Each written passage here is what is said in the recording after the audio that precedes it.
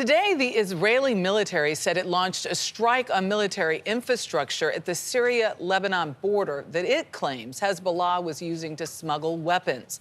The Israeli military is also warning displaced Lebanese residents from returning south to more than 60 villages, 3 days into a fragile ceasefire agreement.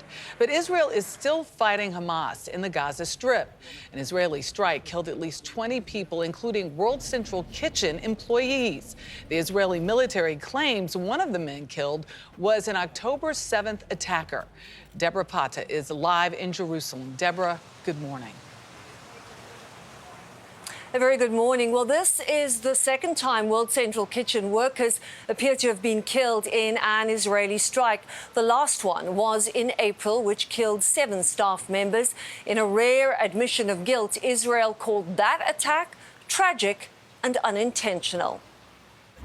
Today's early morning strike ripped through the vehicle, which appeared to be part of a convoy transporting food supplies. Strewn among the twisted metal, onions and potatoes. An eyewitness told CBS News that when 2 rescue workers came to recover the bodies, they were killed in a second hit. Among the dead, the much-loved Azem Abu Daka, who ran the World Central Kitchen in the south.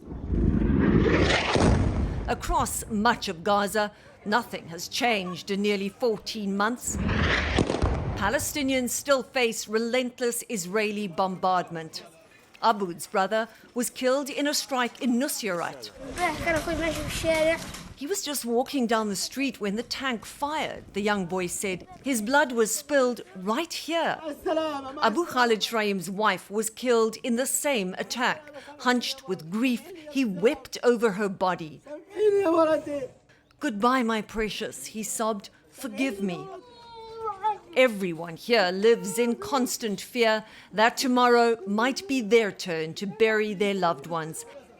And if Palestinians are not dodging Israeli bombs and bullets, they are searching for bread amid a hunger crisis that grows worse by the day.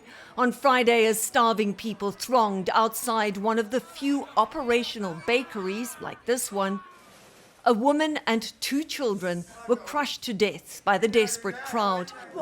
They'd had nothing to eat for 4 days, a grieving relative cried. Bread is often the only food Palestinians can access, and even that, the World Food Programme says, is slipping out of reach. The Israel Defense Forces told CBS News this morning's strike was targeting, and I quote, a Hamas terrorist involved in the October 7 attack. They say they are examining the claim he was a World Central Kitchen employee. Michelle? Deborah, thank you for your tireless coverage.